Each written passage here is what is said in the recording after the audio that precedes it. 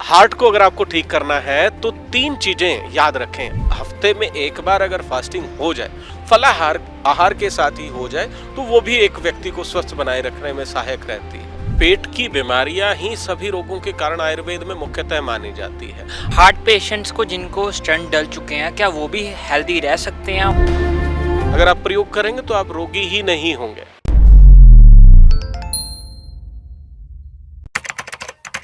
नमस्कार, D5 channel Hindi देख रहे सभी दर्शकों का मैं विभोर चट्ठास स्वागत करता हूं। आज हमारे साथ मौजूद है वैद्य नवनीत भारद्वाज जी। सर, आपका बहुत बहुत स्वागत है D5 चैनल हिंदी में। नमस्कार विभोर जी, और सभी दर्शकों को मेरा नमस्कार सर, जी। मेरा एक सवाल था आपसे कि सर्दियां आ गई हैं, अब जैसे लोगों को हार्ट अटैक की प्रॉब्लम बहुत ज़्यादा बढ़ रही है लोगों को, और अचानक से हार्ट अटैक बहुत आ रहे हैं।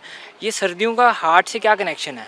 सर्दियों के मौसम में हमारी जो रक्त वाहिकाएं हैं वो सिकुड़ने लग जाती हैं, और हमारा जो लिक्विड इनटेक है, जल का भी हम सेवन कम कर देते हैं। और कई बुजुर्ग व्यक्तियों में तो हमने देखने को पाया है कि वो रात्रि में सो रहे थे और सुबह एकदम से वो नहाने गए, नहाते समय जल उन्होंने सिर पे डाला और कोई स्ट्रोक बन गया। ऐसे भी कई हम मार्केट में देख रहे हैं। तो ये सभी जो सिम्टम है सर्दी में बढ़ जाते हैं।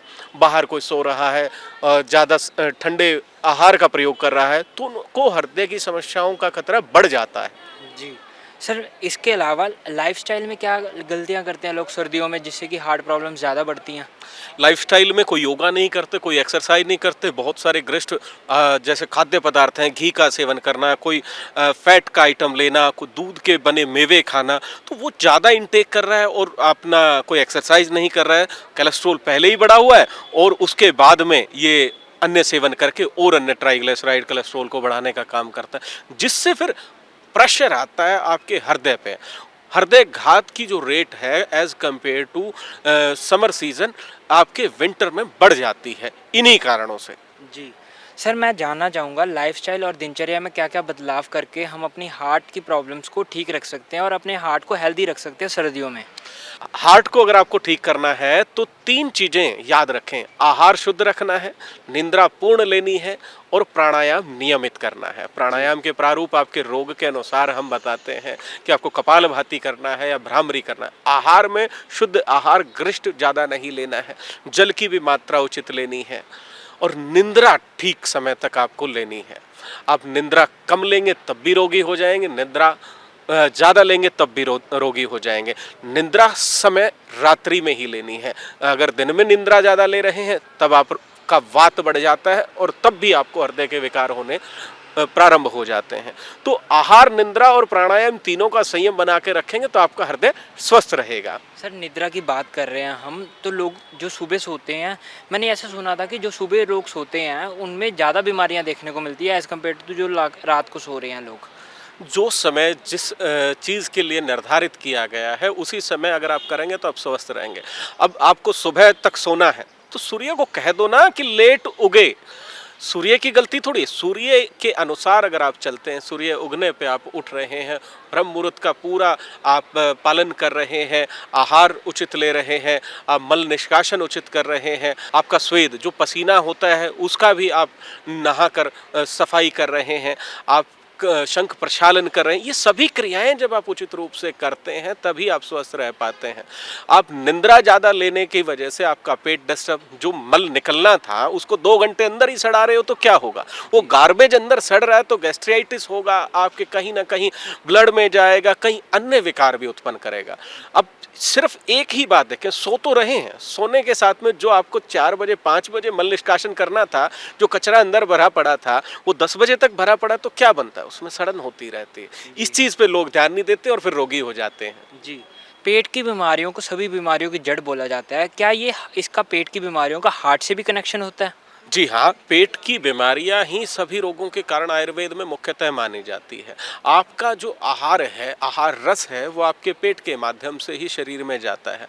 अगर आपका पेट खराब है तो सारा शरीर खराब होने का। हरियाणा में तो एक कहावत है, जिसका पेट खराब उसका दिमाग खराब। जिसको गैस्ट्राइटिस बनेगा वो गुस्से में रहेगा, एंग्जाइटी में रहेगा, स्ट्रेस में रहेगा। पेट को ठीक रखोगे तभी आपका मन बुद्धि ठीक रहेगा। जैसा खाए अन्न वैसा हो मन, ये कहावतें नहीं है, सत्य वार्ता है। अब गलत आहार विहार करोगे, गलत भोजन करोगे तो आपका बुद्धि भी वैसा हो जाएगा। मांस भक्षण से व्यक्ति कुविचार ले आता है, गलत खान पान से अपनी बुद्धि को खराब कर लेता है। अब तेल तली भुनी चीजें खाकर उसकी लालसा उत्पन्न होती है और वो रिपीट उन्हीं को खाने का पसंद करता है। आजकल ये केमिकल से बनी हुई मैगी आती है, केमिकल से बनी हुई चाउमीन आती है, केमिकल से बने हुए अन्य खाद्य पदार्थ आते हैं, वो सभी आपके पेट को खराब करने का काम करते हैं। और पेट खराब होने के बाद जब आपका आहार रस ही विशुद्ध हो जाता है तो शरीर में हृदय रोग होना, स्किन का रोग होना, आपको गैस्ट्राइटिस होना, आपको कॉन्स्टिपेशन होना, भिन्न भिन्न प्रकार के रोग आपके शरीर में आ जाते हैं। जी। सर, आपने 3 रीज़न्स बताए, जिसमें कि आपने प्राणायाम की बात करी, जिसमें आपने निद्रा की बात करी और लाइफ़स्टाइल की बात करी आपने। तो मैं ये जानना चाहूँगा, प्राणायाम में कौन से प्राणायाम अच्छे होते हैं हार्ट हेल्थ के लिए? प्राणायाम में आप नॉर्मल हैं, अगर आपका शरीर स्वस्थ है तो आप कपालभाति 15 से 20 मिनट तक अच्छे वेग के साथ करें। अगर आपको कोई कोरोनरी आर्टरी डिजीज हो गई है, हृदय का कोई विकार हो गया है, तो आपको कोई ऐसी क्रिया नहीं करनी है, कपालभाति का तीव्र वेग नहीं करना। कपालभाति हम कहेंगे कि आपको 5 मिनट ही कर लें। आपके हृदय की अवस्था के अनुसार हम भ्रामरी प्राणायाम कोई भी व्यक्ति बिना किसी वैद्य की सलाह से आराम से कर सकता है। जी। सर, हम लाइफ़स्टाइल डाइट के ऊपर बात करते हैं, क्योंकि मैंने सुना है कि लाइफ़स्टाइल और डाइट को ठीक करके ही हम कई सारी बीमारियां ठीक कर सकते हैं। तो मैं ये जानना चाहूँगा, हार्ट पेशेंट की लाइफ़स्टाइल और दिनचर्या और डाइट में क्या-क्या बदलाव करना चाहिए उन्हें? हार्ट पेशेंट के लिए सर्वप्रथम तो मैं बता देता हूं कि हृदय रोगी को गेहूं बिल्कुल बंद कर देना चाहिए।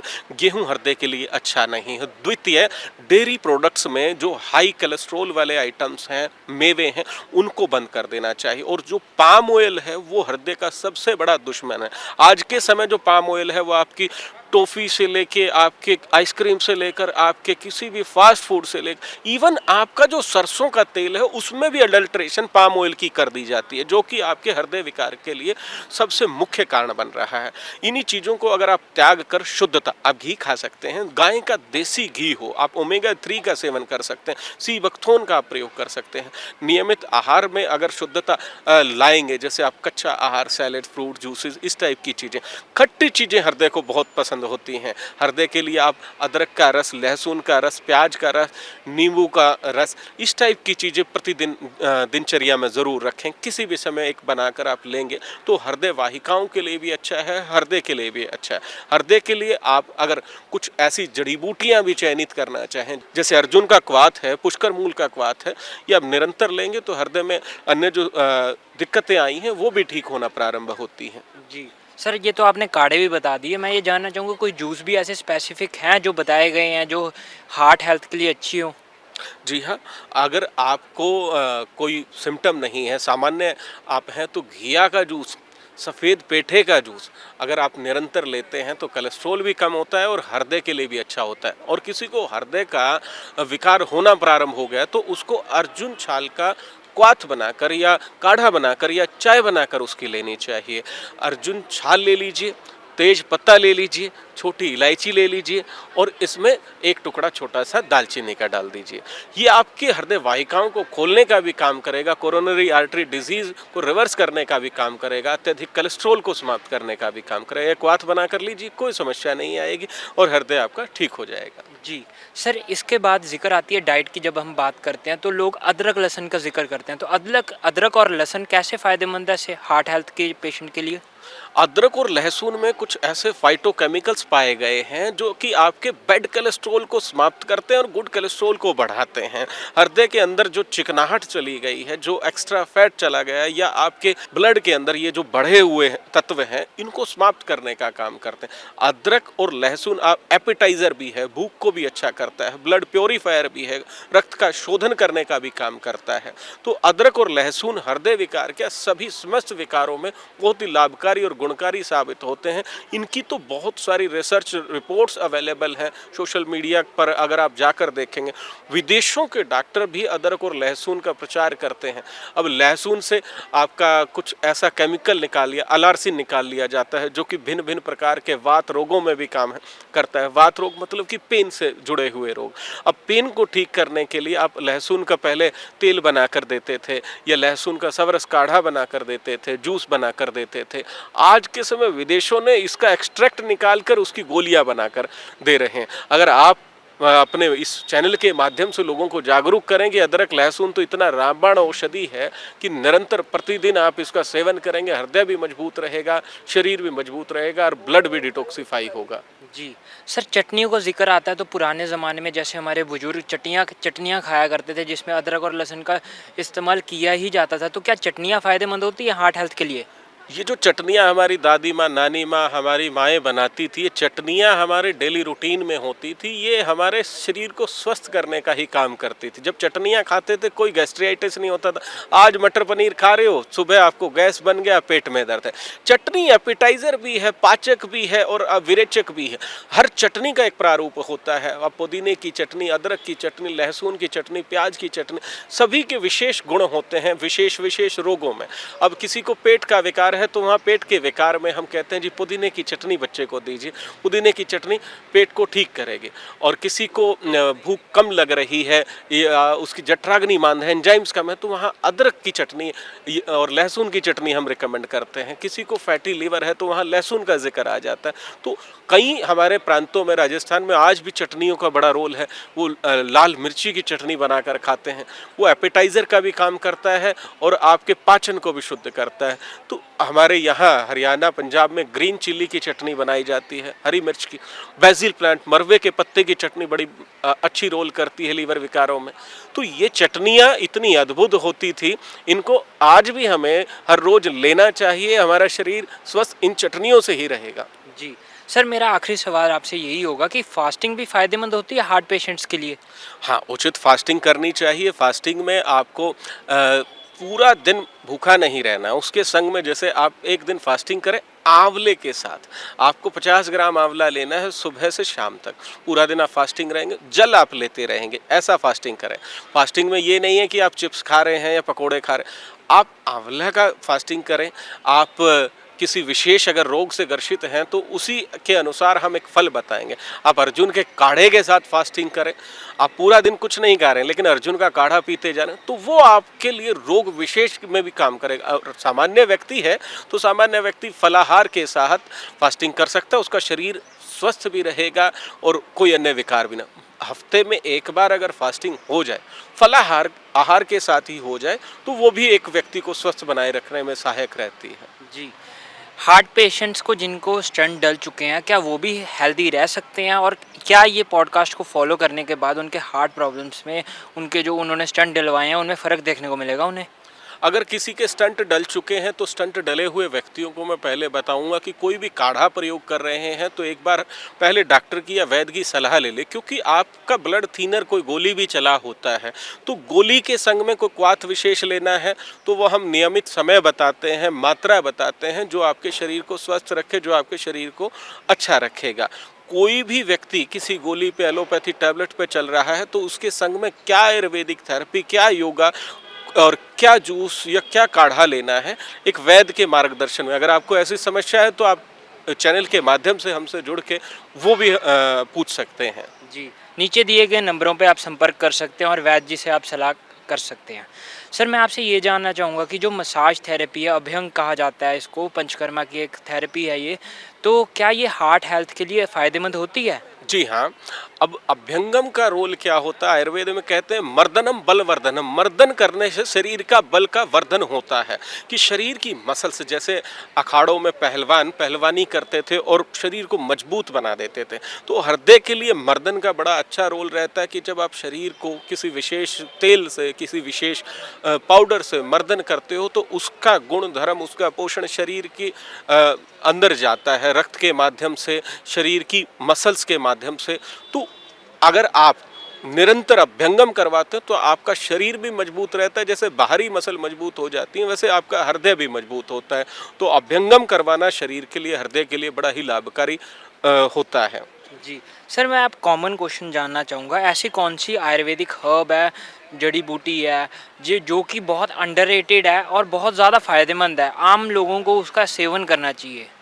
आम लोग कढ़ी पत्ते को अंडररेटेड मानते हैं, लेते ही नहीं है। साउथ में जाकर देखो कितने लोग कढ़ी पत्ते खा खा कर हृदय को भी स्वस्थ रखते हैं और उनका पेट में अल्सर्स कभी नहीं बनते।